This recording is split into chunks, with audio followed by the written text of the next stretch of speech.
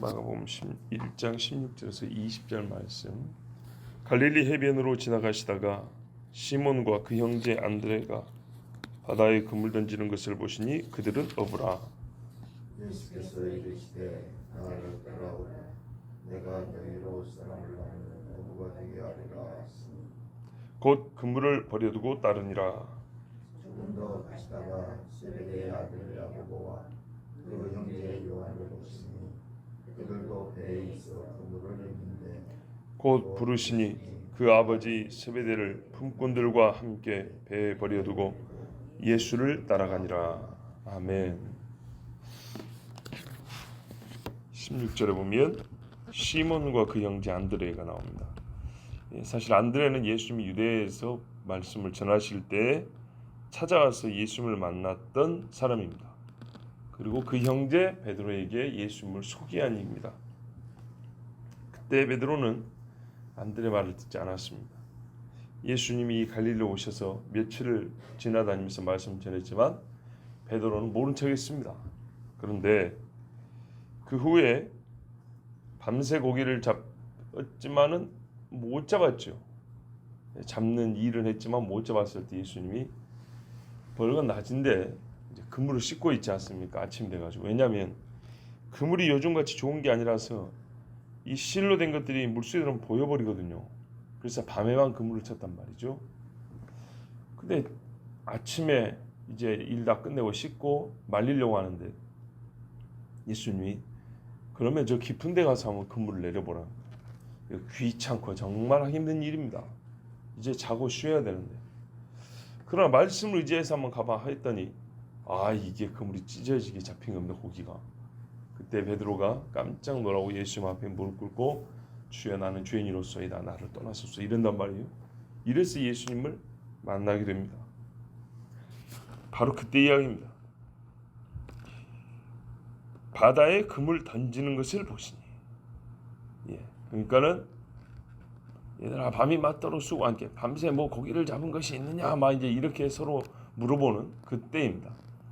근데 밤에 사람들이 저 멀리서 일하고 있는데 예수님이 그거를 물어본다고 들릴 일도 아니지 않습니까? 누구를 부른지도 모르고. 근데 낮이니까 누구를 지목하여 물어보는지도 알 수가 있습니다. 그러니까 이게 아침 되어서 이제 사람들이 일찍 들어오는 자, 좀 늦게 들어오는 자, 배들이 쫙 있고 한쪽에서는 그물을 씻고 한쪽에서는 그물을 꼬매고 한쪽에서는 아직도 바다에서 이제 건져서 오는 뭐 여러 가지 이제 이런 와중에 예수님이 시몬과 안드레를 이렇게 부르셨습니다. 부를 때 이렇게 말씀했어요. 그 어부인 둘에게 나를 따라오라 내가 너희로 사람을 낚는 어부가 되게 하리라 그랬어요. 예수님께서 말씀도 가르치고 결정적인 이 표적을 나타내신 후에 두 형제에게 제자로 부르시는 말씀이 이 말씀. 나를 따라오라. 내가 너희로 사람을 낚는 어부가 되게 하리라. 자, 그러면 여기서 우리가 궁금한 게 궁금하다기보다는 궁금하지 않고 그냥 받아들였던 말씀. 그게 뭐냐면 이 부분인데요. 어부였기 때문에 사람을 낚는 어부라고 부르는 것을 무슨 뜻인지 금세 알아먹고 예수님을 따랐을 것이다 라고 우리가 보통 생각하는 건데 이거는 정말 우리의 즐거운 상상일 뿐이다 하는 것을 인정해야 됩니다. 여러분, 어부가 고기를 낚는다는 말에서 낚는다는 말이 뭔지는 잘 알아요. 그런데 이 낚는다는 것을 다른 영역이나 다른 종류의 생명체를 향하여 낚는다는 말을 쓸 때는 이거는 고기를 낚는다는 거하고는 다른 의미라는 것을 고기를 낚았던 사람이기 때문에 그 쉽게 이해할 수 있을까요? 제 말이 무슨 말인지 아시겠죠? 예. 낚는 거를 평생 해온 사람이에요. 근데 이 낚는다는 말을 어떻게 이해하고 사냐면 고기를 낚는 그 의미로 썼던 사람이라고 해서 이 낚는다는 의미를 그렇게 이해하고 실제로 살았다는 사람이라고 해서 그 낚음의 대상을 물고기가 아닌 다른 걸로 바꿨을 때 평생 고기를 낚았기 때문에 대번에 낚는다는 말이 무슨 말인지 이해했을까요? 이건 완전히 다른 차원입니다. 낚는다는 것은 낚음이라는 것은 물고기 잡을 때 물고기를 우리가 채취, 포획할 때 쓰는 고유한 말입니다. 그렇죠? 안 그렇습니까? 거기서 요즘에는 사기칠 때 낚았다 소리를 많이 쓰니까 그거야말로 비유란 말이죠. 낚음이란 말을 알아야 비유도 쓰는 겁니다. 근데 물고기 입장에서 낚여지면 어떻게 됩니까? 사기 당하는 입장에서 낚이면 어떻게 되는 거죠? 죽는 겁니다. 매우 쉽게 낚으면 하면 사람을 낚는 어부가 되게 하려면 사람을 죽인다는 말. 왜 낚지요? 잡아먹으려고. 사람을 잡아먹으려고 죽인다는 말. 그대로 갖다 쓰면 이렇게 이상한 말이 되어버립니다. 그렇죠? 그럼 여기서 사람을 낚는다는 말은 전혀 다른 차원의 의미이기 때문에 이거는 물고기를 평생 낚았다고 해서 말을 이해할 수 있는 게 아닙니다. 좀 다르게 생각해 볼까요? 물고기를 낚으면 낚는 자가 낚여진 물고기의 주인이 되는 거죠. 그죠? 그러면은 주인이 바뀌었다는 뜻, 소유권이 바뀌었다는 뜻. 벌써 보십시오. 굉장히 추상적으로 바뀌잖아요. 그러니까 물고기를 한 마리 잡아가지고 잡아먹는다는 것에서 의미가 확장되면서 정말 생각을 해봐야 알 수 있는 그런 뜻이 되지 않습니까? 또 다른 것으로는 통제권을 획득한 거죠. 내가 물고기를 잡아버렸으니까 내가 하기 나름이죠. 다시 살려주든지 튀겨 먹든지 삶아 먹든지 회쳐 먹든지 통제권과 지배권이 나한테 있습니다. 그런 말로 쓰인 것인가? 어쨌든 간에 새로운 세계로 진입을 시키는 행위, 물속에 있는 애를 물 밖으로 끌어냈으니까 내가 완전히 물고기에서는 새로운 세계 아닙니까? 물론 이게 사망이지만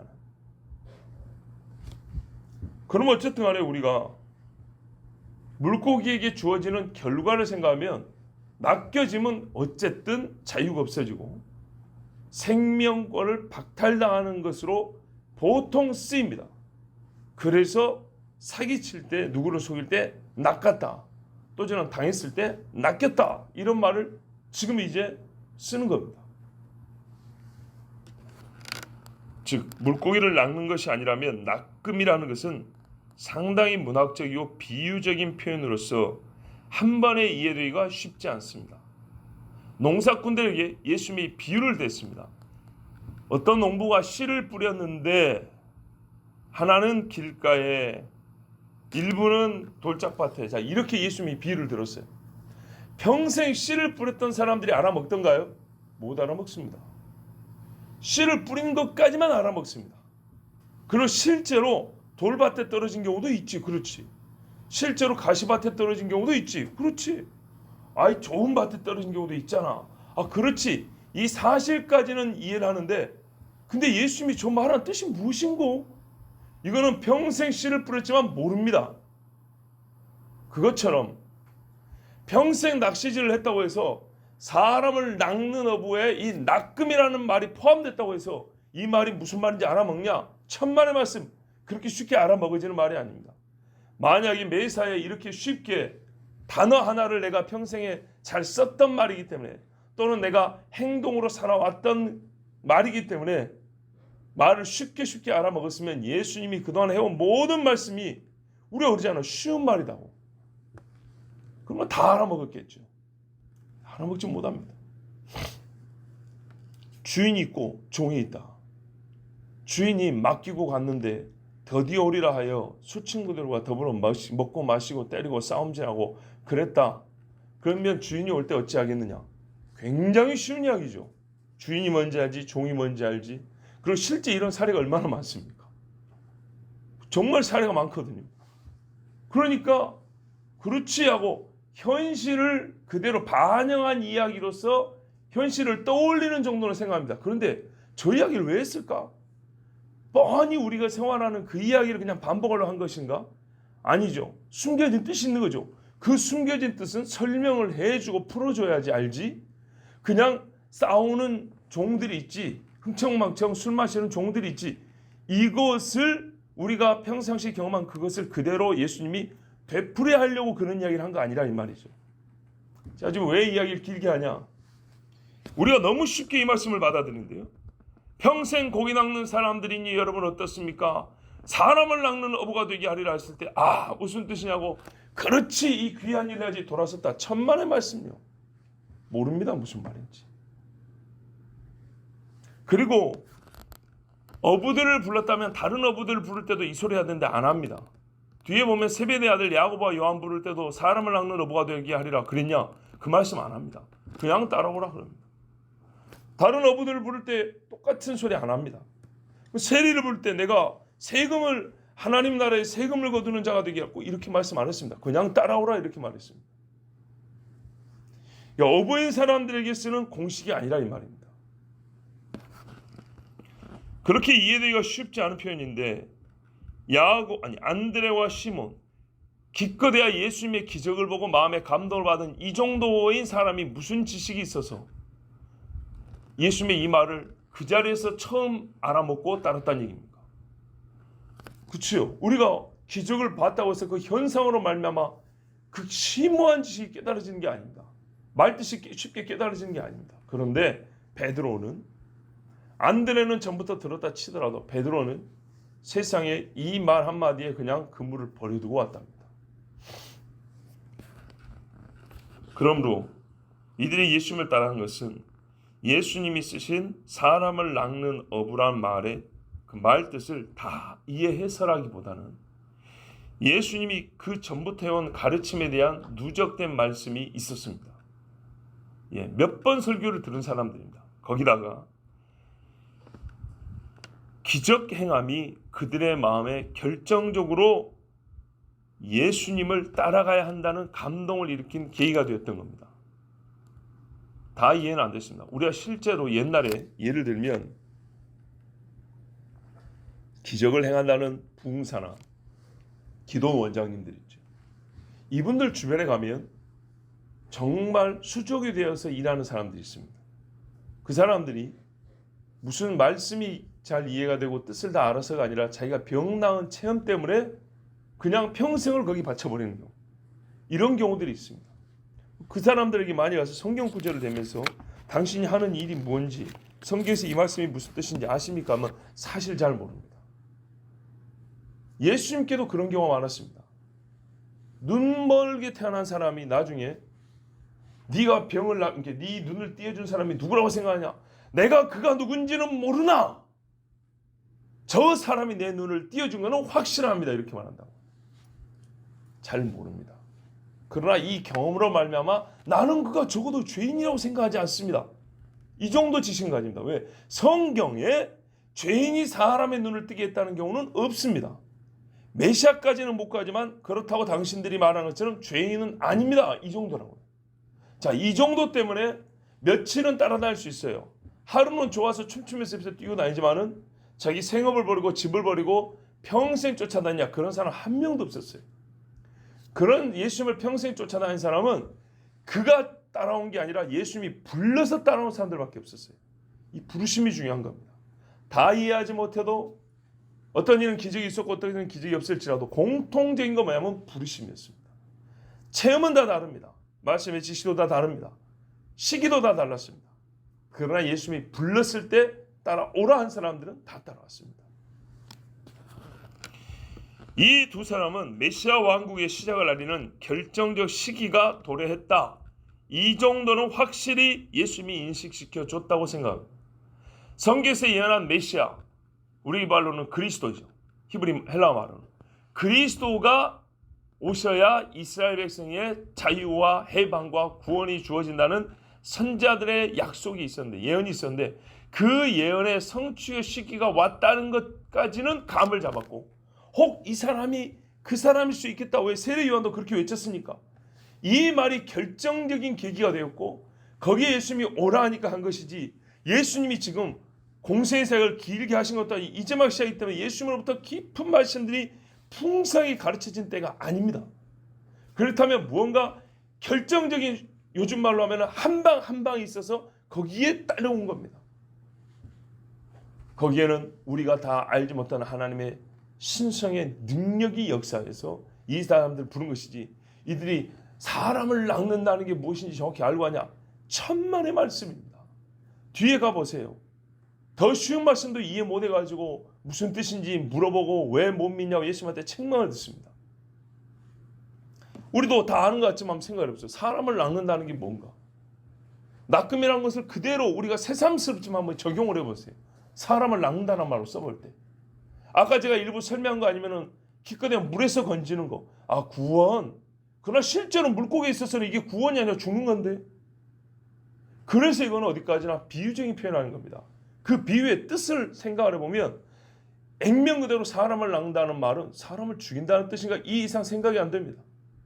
그러나 예수님이 이들에게 사람에게 행한 어떤 표적들과 말씀은 죽이는 것이 아니었기 때문에 죽이는 게 아닌 거꾸로 살리는 것을 말하는 거구나 라는 깊지는 않지만 분명한 이 사실에 대한 믿음, 이게 결합되면 예수님을 따라가는 겁니다. 자, 그렇다 하더라도 놀라운 것이 바로 이 사람들의 결단입니다. 18절에 보면 그물을 버려두고 그 즉시 따라갔습니다. 생업을 그 자리에서 버렸습니다. 생활의 터전을 뒤로하고 길을 떠났습니다. 가족을 두고 또 가족과 상관없이 떠났습니다. 우리가 시장에서 라면 한 그릇 사도, 라면 한 봉지를 사도 순한 맛이냐 진한 맛이냐 매운 라면이냐 안 매운 라면이냐 여름이니까 냉면을 사자 얼큰한 걸 사자 이것도 부부끼리 혹은 부모 자식 간에 서로 협의를 합니다. 요즘 생활이라는 게 그렇습니다. 옛날에는 아버지가 결정하고 그냥 집도 팔고 땅도 파는데 요즘에는 가족들과 상의를 해봐. 이게 요즘 생활입니다. 그런데 한번 생각해 보세요. 예수님을 따른다는 제자들은 예나 지금이나 똑같다고 할 때 이 엄청난 일. 온 가족의 생계를 꾸리는 사람들이 책임진 사람들이 그 자리에서 그거를 놓고 떠나버렸다. 이 말씀은 진짜 성경에 말하는 제자가 어떤 사람인지 무엇을 해야 하는지 분명히 가르쳐주는 말씀입니다. 버리다, 따르다. 제자도를 논할 때 따른다는 것을 먼저 생각하고 따르다만 생각하면 오산입니다. 따름은 그 전에 버리는 게 있어요. 성경은 항상 이 말씀합니다. 우리는 보통 따르다 하면 고난과 고통, 심지어는 죽음까지 생각합니다. 그래서 따른다는 말을 하자마자 쉽게 감상이 잡는 경우가 있습니다. 그런데요, 우리가 현실을 말하면 따르기 시작해서 고난을 당하기까지는 참 많은 시간이 걸립니다. 따름도 말하자면 수준이 있습니다. 고난을 겪는 정도의 따름이라면요, 굉장히 높은 수준입니다. 거기까지 시간이 많이 걸립니다. 생각으로는 빨리빨리 가는데 현실에서는 고난을 당하면서도 따른다. 여기까지는 엄청난 헌신과 결단이 있어야 되고요. 많은 따름의 증거가 나온 사람이라야 고난을 당하기까지 따릅니다. 고난이 주어지는 제자까지 되는 게 쉬운 줄 아십니까? 절대 쉽지 않습니다. 마귀가 고난을 줘서라도 못 따르게 할 정도의 신앙, 그게 하루아침에 갖춰지는 것이 아닙니다. 먼저 이 사람에게서는 버린 것이 발견돼야 합니다. 마귀도 테스트를 해봅니다. 저게 버렸냐 안 버렸냐. 무언가 버린 것이 있는 사람이라야 하루 지나 이틀 지나가면서 고난이라도 주어지는 것이지, 버린 것이 없는 사람에게는 고난과 함께하는 따름이라는 것은 있을 수가 없습니다. 버리지 못한 자는 고난을 당할 구석이 없습니다. 두 형제는 모든 것을 버렸습니다. 자, 여러분, 우리 주변을 한번 봐보십시오. 어떤 사람은 모두 버리고 예수님께 따를 것을 명령받은 사람이 있습니다. 어떤 이는 가지고 있는 그것을 활용하면서 따르는 자도 있습니다. 그러나 분명히 두 따름은 차이가 있는데 사람을 낚으면서 차이가 납니다. 이 차이를 기억하셔야 됩니다. 사람을 낚고자 하는 자는 모든 것을 버리고 주님을 따라야 합니다. 주님과 완전히 동고동락해야 합니다. 이게 필수 조건입니다. 복음 증거의 전임으로 사역하는 자들은 처음부터 이래야 하고, 그렇지 않은 자라도 누군가 복음을 전해야겠다고, 누구에게가 정말 복음을 전해야겠다고 마음먹은 후부터는, 즉 예수님의 비유를 쓰면 영혼을 낚고자 하면 그때부터는 내가 가지고 있던 그물을 버리는 작정과 결단이 있어야 합니다. 그물을 그대로 두면서 누군가를 낳겠다? 불가능합니다. 이것이 역설의 진리입니다. 영혼은 실제로는 그물 없이 잡아 올립니다. 분명히 그렇습니다. 봐보십시오. 고기를 잡으려면 그물을 쳐야 되는데 사람 영혼을 낚으려면 그물을 버려야 됩니다. 그물을 버려야 세상에 사람을 낚는다는 겁니다. 이게 영혼 낚음의 원리입니다. 조금 더 가시다가 세베대의 두 아들을 만났습니다. 이 두 사람에는 큰 기적이 없었습니다. 그냥 단순한 부르심만 있었습니다. 물론 예수님 옆에 이미 서 있는 베드로와 안드레를 보고 이웃지간이니까 대충 짐작을 했을지 모릅니다. 또 서로 간에 눈짓으로 이렇게 막 주고받았는 뭔가 있었을 것입니다. 실제는까요, 실제. 멀뚱멀뚱 먼 산 보고 있지 않았을 거 아닙니까? 땅만 쳐다보고 있는 거 아니잖아요. 서로 이웃간이니까 당신들이 왜 이 예수 옆에 이렇게 하면 서로 손짓도 하고 눈짓도 하고 했을 거 아닙니까? 예수님 마지막 만찬 때도 눈짓으로 손짓으로 누가 예수님을 팔자인지 말을 하고 그러지 않았습니까? 하여튼 생업에 열중하고 있는 야고보와 요한에게 예수님이 찾아갔습니다. 그리고 그들의 일을 방해했습니다. 먹었으면 그물을 깃고 있었다고 그랬습니다. 그런데 거기서 불러버렸습니다. 이 부르심이란 대개 인간의 삶에서 주의 부르심은 큰 간섭과 나의 삶의 방해 형태로 시작합니다. 잠도 방해합니다. 일도 방해합니다. 좋은 감정도 방해해서 기분 나쁘고 바꿔버리고 편하고 자유로운 그 마음들도 참 부담스럽고 힘들게 바꿔버립니다. 이렇게 부르심이 시작합니다. 봐보십시오. 하나님 앞에 부르심을 받았다는 사람들이 처음 단계에서 기쁨과 즐거움으로 매우 편안하게 그 부르심을 받았다는 사람이 있는가? 찾기가 어렵습니다. 주변의 불평과 불만을 동반하고 곁에 있는 자들에게 미안함을 느끼게 하고 양해를 구해야 하는 상황으로 예수님의 부르심은 우리를 그렇게 몰고 갑니다. 또는 염치 좋고 자기밖에 모르는 사람으로 오해받기 좋게 주의 부르심이 옵니다. 지는 예수가 불러서 따라간다 하는데 옆에 사람들은 피해만 준다 이거죠. 부모를 섬겨야 할 자가 부모를 버리고 성경한다 좀 멀리 떠나버린다 이거죠. 굳이 그렇게 해야겠냐? 너무 심한 거 아니냐? 이런 말을 불러오면서 우리가 주님께 부르심을 받는다는 겁니다. 아버지 세베대는 주의 부르심으로부터 곧장 두 아들을 잃어버렸습니다. 가업을 이을 아들들이 없어져 버렸습니다. 자기의 통제권 밖으로 아들들이 나가버렸습니다. 아버지보다 더 높은 권위가 생겨버렸습니다. 이 더 높은 권위가 두 아들을 사로잡았습니다. 이것이 부르심, 주의 부르심입니다. 야고보와 요한 역시 버리고 따랐습니다. 베드로처럼 똑같이 아버지를 버렸습니다. 품꾼들을 버렸습니다. 배를 버렸습니다. 그물도 버렸습니다. 그리고 얻은 것은 오직 주 예수님뿐입니다. 그러니 버리지 않고 따르겠다는 말은 어불성설입니다. 절대 불가능합니다. 그리스도를 따르며 물질만 버리는 것이 아닙니다. 사랑하는 사람, 혈연의 정, 동료와 친구까지 버려야 합니다. 이 버린다는 말을 무책임하다 또는 미워한다 이런 뜻이 아닙니다. 지금은 아프고 괴로울 수 있지만은 그들이 나를 통하여 주의 복을 받게 될 때 우리가 다시 하나 될 것입니다. 그때를 보고 주님께 주님의 명령에 온전히 순종하여 옆에 있는 사람들의 말을 듣지 않기로 정하는 겁니다. 예수님은 제자를 부르시려고 갈릴리 해변으로 나가셨습니다. 재밌죠? 우리가 시장 보려면은 어류를 살려면은 가락시장 무슨 뭐 어디입니까? 저기 노량진 수산시장 보통 이렇게 갑니다. 참고하면은 여기 청량시장에도 괜찮습니다. 예수님이 제자를 부르려고 갈릴리 해변에 왔습니다. 거기서 사람들을 거의 대부분 불렀습니다. 예루살렘 랍비 학교를 찾지 않으셨습니다. 세상의 못난 이들과 약한 것들을 택하셔서 하나님 나라를 세우시려고 일부러 갈릴리로 가셨습니다. 이는 능력의 심이 큰 것이 하나님께 있고 우리에게 있지 않음을 드러내려고 그렇게 하셨습니다. 하나님은 사람의 도움이 필요하지 않습니다. 그러나 사람과 함께 그 나라를 세우는 것을 기뻐하십니다. 이로써 죄인이 얻을 수 있는 가장 큰 영광을 우리가 누리게 되었습니다. 하나님 나라를 세우는데 함께 쓰여지는 사람이 되었다. 인간이 누릴 수 있는 최고의 영광을 누리게 하시려고 예수님이 일부러 세상에 천한 것들이 있는 그곳으로 나가셨습니다. 하나님의 긍휼과 인자에 모든 죄인이 감사하면서 더욱이 부르심이 오늘 새롭게 감사해지는 시간입니다.